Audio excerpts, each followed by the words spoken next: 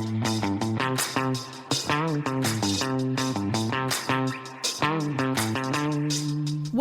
to Steeltown. I'm your host, Kelly Fedor, and today we have a special episode for you to mark the monumental effort that has resulted in the return of steelmaking in Whyalla. We have an in-depth interview with GFG Alliance Chairman Sanjeev Gupta, and we'll speak to other GFG and community leaders. But let's begin with the team on the front line. John Otley was there as they cast the first steel. Okay, I'm here at the Whyalla Steelworks blast furnace with William Cunningham, who's a blast furnace manager. We're at the caster house floor. We're watching tap hole 1 at the moment, watching hot metal come out. What's going to happen here with this hot metal? So this hot metal is of appropriate quality and temperature. This will be tapped into a thread valve, which will be transported to the BOS, where that will be converted into steel. And what are some of the people doing here? I noticed some are putting wooden beams into the hot metal. What are they actually doing there? So during the initial tap on a cast floor, these sticks are used to agitate the metal and slag and flow, and to ensure that we do not have build-ups in the runners, because those can actually build up too much and then you will lose the process. And this metal that's coming out, what sort of temperature are we talking about? At this stage it's around about 1,480 degrees Celsius. It will eventually settle out at around about 1,500 degrees Celsius. And William, what does the resumption of steelmaking mean for a crew that's worked so hard to bring the blast furnace back up? I think the first feeling is one of relief, obviously, after such a long struggle. But just a sense of pride and achievement then really comes through, and that's really what stays with us. The team has come together to make it work. And William, there's been a lot of outside noise about the steelworks. What do you want people to know about the workers and what they do? You know, all I can say there is really where there's a will, there's a way. Everything in the kitchen sink has been thrown at us. We've overcome all of the challenges. And I think there was never doubt with us that we will get this furnace going. Nathan Blewett's been one of the workers who has been getting the cast, getting the hot metal out.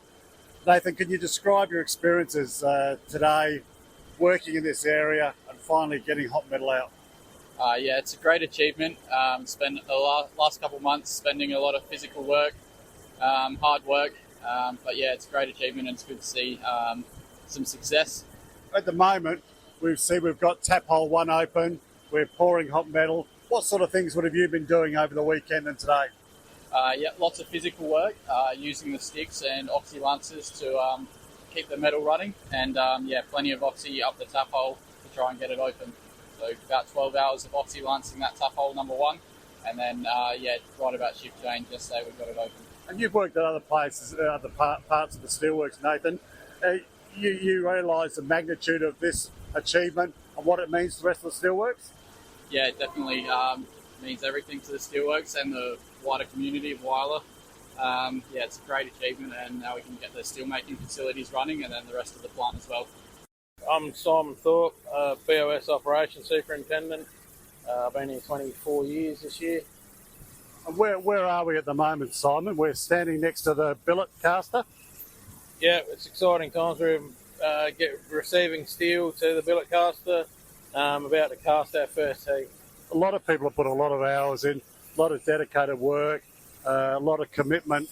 What would you say about the effort by the workforce in general? Yeah, look, there's too many people to single people out and thank, but yeah, it's been a huge effort. The effort from the BOS supporting the blast furnace helping out. Yeah, I can't thank anyone enough. And it's been long hours, it's been going above and beyond, it's been a complete team effort? Yeah, massive team effort. Everyone's put in a huge effort. The response and support we've got from people here and outside of the works has been fantastic. How did it make you feel personally to see that billet come out finally? Oh, it's a relief, I think, more than anything. I'm glad it came out. It came out smoothly, and yeah, smiles on people's faces is fantastic to see. I'm here with Mangan, who is the manager of steel products. We're at the billet caster, watching the first billets come out after long layoff. Amrit, do you think there'll be a little bit of celebrating around the place? People getting, just excited about this whole situation? I can already see the sparkle in the eyes for everybody to be so happy that we have started up on all strands without a glitch and doing it safely while reladling the heat at the iron station. So all in all, the entire steelmaking team, they already have the sparkle in their eyes. I'm pretty sure they are doing the high fives within, and we are going to congratulate each other for sure. Let's go to GFG's Global Chief Manufacturing Officer, Yel Victor, who was called in last year to lead the Back to Black initiative. Thanks for your time, teams. Can you share a bit about the journey the Whyalla team has been on in the last few months? Yes, thanks, Kelly. I'd like to start just by saying how proud I am of the Whyalla team. We've been through a tough 10 weeks, and the team fought tooth and nail to get through the restart of the blast furnace.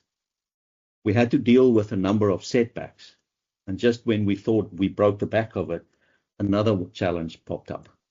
But the team stood tall and fought back time and time again. The blast furnace team obviously led the charge, but I also want to use this opportunity to make mention of the steelmaking team that jumped in whenever they were needed, the central engineering team, the site services team, the pellet plant, the procurement team, and even all the other support services. What I can say is that the Whyalla team as a collective showed again that in the face of adversity, they don't back down, they just push forward. The management team directed the recovery and the shop floor executed relentlessly. Thanks to all of the effort, we are today in a place where the pellet plant has already produced 20,000 tons of pellets. The blast furnace is running at more than 70% of its capacity, and the steel makers have already produced almost 10,000 tons of steel for our customers. In terms of our Back to Black program, we now have successfully completed the first phase, which was the restart of the blast furnace and the steel making side. And we are now well and truly into the second phase of the ramping up of the equipment. What is next in terms of the restart?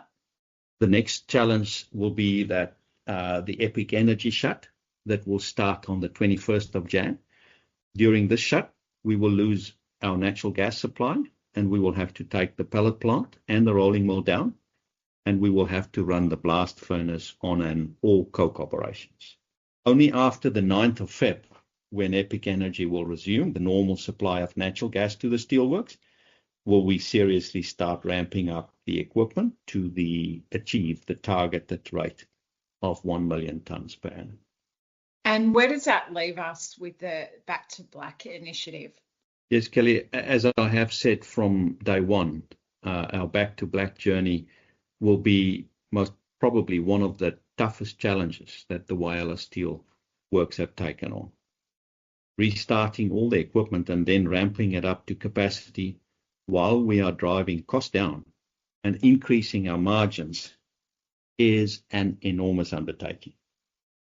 We have demonstrated in the restart that we are up for the challenge, but I also want to make sure everyone understands there's still a long and tough journey in front of us.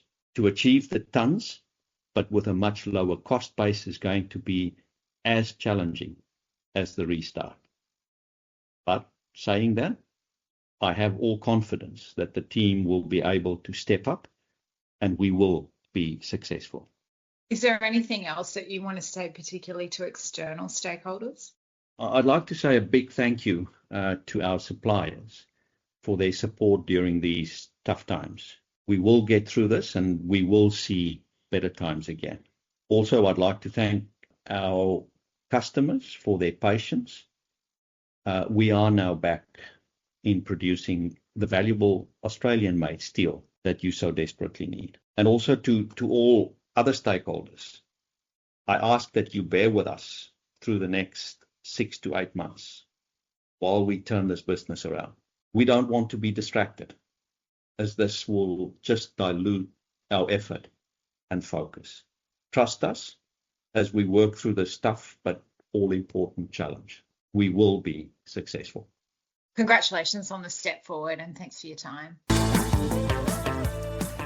The step forward certainly has an impact on all of Whyalla. I spoke to Mayor Phil Stone and asked him what his reaction was to the news. It was an incredible reaction. What a start to a new year, knowing the issues that there've been, that the long project of getting the blast furnace back online, almost there, then back to square one, then getting going again. And you have that, I guess, the morale that has been in Whyalla for quite a while, the what ifs. Yes, advice that GFG knew what to do. The steelmakers knew how to get the blast furnace going, but you can't help people outside the industry who are saying, but what if? What if they can't? And you're relying on that optimism to then, yes, wake up on a Monday morning, almost like first day back at work, so to speak, to that news that they had cast the first steel as a result of the blast furnace. And yes, I then had the pleasure of seeing some steam and some other stacks in operation once I got out of the house to know that, yes, it's well and truly back on deck. So it was an incredible, one of those, oh, thank goodness moments, but also the effort that's gone into getting the blast furnace back up and running. And I've said publicly, and I'll keep saying it publicly, that unless you are one of those steel makers, you've got no idea the efforts that have had to be expelled by so many people. And I would imagine harsh conditions, not the coolest of places to be working around a blast furnace, and the efforts that have gone in.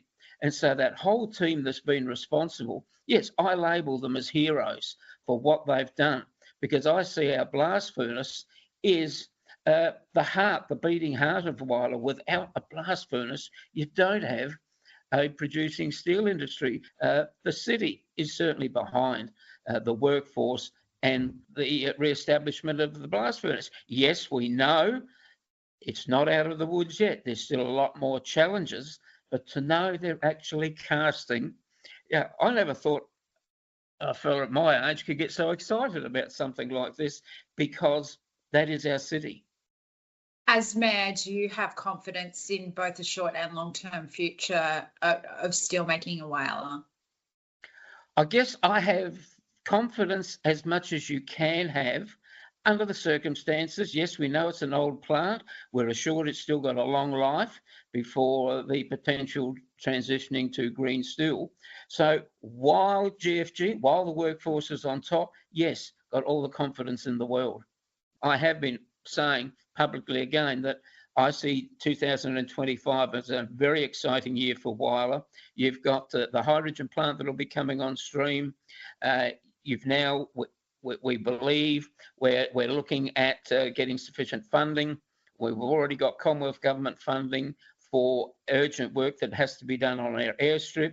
We're still negotiating with the state government on that. I believe that'll all come to fruition now that the blast furnace is back in operation and GFG can now progress back into the black, that it will still be a very, very exciting and busy. I've already told our elected members, welcome back to 2025. You will have a busy year ahead of you. Just lastly, given your extensive experience in Whyalla, can you tell people who aren't from Whyalla just how significant is the city to Australia, especially in terms of steelmaking? COVID showed us that Australia cannot be without the Whyalla Steelworks to produce long product steel. Otherwise, we're reliant on imports. We're reliant on the rest of the world. And as a sovereign nation, Whyalla is so important, not just to Whyalla, not just to our residents, not just to the state, but to the whole nation. So that is another reason why the steelworks cannot fall over. It's got to be here. We need the product. It's not just our beating heart, but it might sound dramatic, but it's the nation's beating heart if we are going to be that fully independent sovereign state. So Whyalla is critical to the nation. GFG Alliance Chairman Sanjeev Gupta visited the team last week to personally thank all the workers for their incredible effort. Tracy Sen sat down with him during that trip. Hi Sanjeev, a great start to the year with the return of steelmaking. Before we get to that, can you share your reflections and takeaways from 2024? So I started Liberty 1992, that makes it 33 years. I can safely say that this was probably the most difficult year I've seen in the steel industry, worse than 2008, worse than 2015. We had a perfect storm in every respect.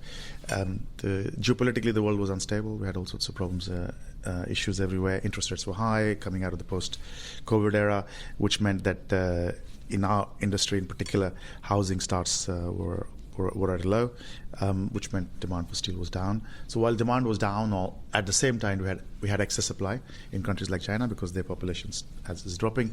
So there was stress. There was stress in the steel business globally. Almost every blast furnace I know in the world was losing money and had a tough time, really tough time. And we were definitely no exception. We had all sorts of issues in our blast furnaces. On top of that, we had all the production problems. So last year we produced less than 25% of our capacity, about 250,000 tons compared to a capacity of over 1 million tons, which meant we lost a lot of money. So it was a very difficult year. And the blast furnace, we had a near-death experience. We almost didn't make it. So it was a very difficult year, and it will go down in history as one of our toughest years. But also a year of much learning. Many lessons were learned. We became more efficient. We cut costs everywhere. Things which were unnecessary or surplus or not viable, we had to cut out. Things you don't normally easily do. So never waste a good crisis. We certainly didn't. We did a lot of improvements, and those learnings and those improvements we need to carry with us into the future. And the most important thing is, as always, in adversity, courage shines. So we showed how to overcome what looks impossible.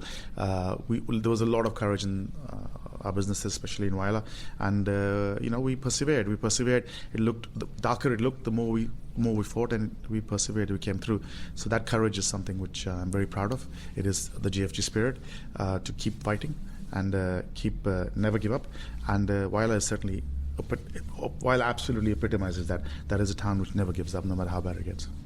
Turning to 2025, what's the outlook this year? I would say it will be a better year than 2024 because, as I said, it was the worst year, so hopefully it doesn't match that. And the reason why it will be a better year is not just because of the fact that last year was the worst. I think interest rates are dropping already in many places. That will help. Housing, there's a backlog of housing requirements everywhere, especially in Australia. So we think the housing starts will improve this year, which will help our steel demand. It also is a year where I hope we will find geopolitical stability. Last year was a massive election year across the world. I think some 5 billion people were subject to voting last year. All of that election cycle is now coming to an end. Things will settle down in the US and various other places, India. And as that happens, we'll find some stability and we'll find a new world order. And that stability also will help the economies and the steel demand. Those things together, I think, should see this year being a better year, but not necessarily a perfect year or an easy year because it will take time. I think the first half will be more difficult than the second half, for example. So it will take time for things to really start to come back. What can we expect for Whyalla? So this is really much more stark. For Whyalla, it will be a completely different year. We have broken the back of the problem. So plants running at 60-70%. Unfortunately, we have this epic shutdown, which is fine. We've already planned for it, and we have a good plan how to get through it. So we need to get through that. After that, we get the plant to full production. We will get our funding of 150 million in soon. That's going to be a good, important shot in the arm. But that's not going to be the solution. The solution is back to black. That's the most important critical step, is that we need to stop losing money. No matter how strong a company is, no matter how strong a balance sheet is, you cannot keep losing money at the rate we've been losing last year. So that has to stop, and that has to stop. Our target is to stop within this financial year. There's things which will help us. The drop in raw material prices will help steel spreads, so that helps. We have new strategies on how to rebalance our production portfolio across the country and the world. That will help. We have new plans on how to address some of the markets which are currently being competed on from imports. So there is various plans on how we will get back to black. It's not going to be easy. It is absolutely a Herculean undertaking, but I'm very confident, especially seeing what happened over the last few months at the blast furnace and how we overcame what seemed to be impossible. In the same zeal, in the same spirit, I'm sure we will also get back to black. And that then we need to stay at. Get back to black. It's still going to be tough years. If we can do it this year, we can stay with that for years to come. And that then gives us a really solid foundation for our green steel aspirations. You visited Whyalla a number of times in the last 6 months. How is this most recent visit different from the others? It's night and day. It's black and white. You cannot compare the two. What is it, third or fourth time I've been there in the last few months, and when the plant's not working, it's a depressing atmosphere. The steel plant town's soul is the plant. When it's operating, everybody's got a smile on their face. They've got they're walking on air. It's especially after the hardship which the plant has gone through, the people have gone through, the workers have gone through, the management has gone through, and the town has gone through. It was definitely very, very heartening to see the positivity. Also, I got some time to spend with our next generation, with our apprentices and graduates, which was always a pleasure, obviously, because it really enthuses you. The next generation is always, the children are what we live for. So that's something which I always enjoy very much. And their enthusiasm is very infectious, so I enjoyed that very much. And I also was very happy to look at some of the statistics that we retained, some 94% of our apprentices and graduates. So that was a very positive meeting. So I felt amazing, and I could see that everybody else can see a burden has lifted, and a new year, a new beginning. It's a great way to start the year. You also caught up with state government. Can you share something about those discussions? The discussions were positive and productive. Now that we have a plan to get back to black, the next real important point is we need a solution to energy, because without that we can't move forward, which means we need hydrogen. Hydrogen is tough and it's taking longer and it's going to be more expensive and it's going to take time to ramp up and so on. But nonetheless, the Premier was absolutely clear that he's committed to providing hydrogen. It will happen no matter what it takes, which was really good. And also, even more importantly for me, so there is a new lateral required, same as the lateral which is now gas lateral, which is now shutting down for maintenance. It's too small. That doesn't have any more capacity to supply us natural gas. And for a green iron plant, we will need a lot of natural gas. Eventually, of course, hydrogen, but the natural gas is an important transition step. So if they build that lateral, then we're very happy to provide offtake agreements and commitments on using the gas. But if they build that lateral, that will be a key ingredient in terms of our steps to achieve a green iron, green steel plant. So the green hydrogen and the natural gas solutions are absolutely critical to green iron and steel? Well, yes, because we need to transition from coal to gas. Either we need hydrogen and or we need natural gas as a transition. And in order to get that natural gas, we can get molecules. We are in negotiations with Santos, for example, about procuring gas, but we need infrastructure. Those are the key ingredients which are missing at the moment. If those are fulfilled, then we have the jigsaw. And we have plenty of investors willing and wanting to invest once we have that. So if there is no energy solution, is Whyalla dead? No. First of all, look, I believe there is going to be a solution for natural gas and for hydrogen. So I think it's an academic question. But if you want the academic answer, the answer is no, because we have 7-8 years left in this lining. So after that, we have to reline if you want to continue. But we can reline. The blast furnace can be relined. Everybody else is doing that. So that's what's happening amongst our peers in Australia and globally. Blast furnaces get relined every 15-20 years. Our relining would come up in 7-8 years based on its current condition. It will cost us a couple of $100 million to do the reline, and then we would have another 15-20 years of life in the furnace. That's not our plan. We don't want to do that because we don't want to spend that money continuing to make polluting steel. We want to make clean green steel, and that requires the solution on energy. I do believe that will be delivered, but this is a misnomer that this plant is too old, it's dead, it's never going to work unless we have this green steel. Green steel is an aspiration. It's my aspiration, but it's not a necessity. It is an aspiration, and it is the future which we're committed to, but we can also continue making carbon steel. So if you're committed to this transition, how are you going to pay for it? So one thing which is also not fully understood is that this business, unlike actually other parts of the group, has no debt. We have no debt in LPMA. We repaid the green steel debt a couple of years ago in LPMA. That was the first one we repaid. The first bit of debt we'll now get is this 150 million, but there is more available because we have a strong balance sheet, and especially if it is for a good, productive new project rather than just to lose money. So we can raise more money. And then we have our partners. We have plenty of work, plenty of diligence, plenty of negotiations with our partners, especially from Asia, who've done a lot of work establishing the credentials of our magnetite, which have been proven both in terms of resource reserve, in terms of suitability for green iron, in terms of tests we've done for green iron and green steel. So we have absolutely a solid position on the availability of our mountain of magnetite, which will be the key resource. And also, everybody knows that this is the best place in the world for solar and wind together, and with our infrastructure, it's the best place in the world to make green iron. There's plenty of investors willing to partner with us and provide capital, but we need the missing ingredient, which is energy. And Sanjeev, finally, how do you respond to those who accuse you of broken promises? Well, I mean, there's no broken promises. My commitment to Whyalla remains. I've lost a lot of money in the process. Many criticize that internally and externally, but I'm proud of the fact that I'm sticking with my commitment. So my commitment to Whyalla is absolute. My commitment to green iron and green steel for Whyalla is absolute. Promise continues. We need ingredients to fall into place. They take time. New technology, new ideas take time. And that's what I say to people. I said, this idea of green iron, green steel, hydrogen, decarbonization, well, my ideas, my vision, and I'm very proud that now everybody else is on that bandwagon, whether it's politics in Australia or whether it's popular opinion, whether it's globally moved towards that. I'm very happy that that's being adopted. But that is an aspiration. It is not a necessity. We can continue to pollute the world and continue to make carbon steel as the rest of the world is doing. So we can stay with everybody, but that's not what we want to do. We want to be the trailblazer. We want to do green iron, green steel. We have the ingredients in place, and we will do it, whatever time it takes. That commitment is absolute. But we shouldn't sacrifice today for tomorrow. That's one of the mistakes perhaps we have made as well as a company. I'll confess that we have taken our eye off the ball on today, on the present, which is what Back to Black is all about. We have to stop losing money. As long as we don't lose money, we can fulfill our commitments and we can launch our green steel plants. After a challenging few months, let's finish with an important safety message. My name is Michael Monaghan. I'm an electrical coordinator at Liberty Primary Steel. My safety takeaway for today is looking after your mental health. It's just as important as your physical safety. Reach out to me or teammates if you need support. A conversation could change a life. Join us next time for another episode of Steel Town.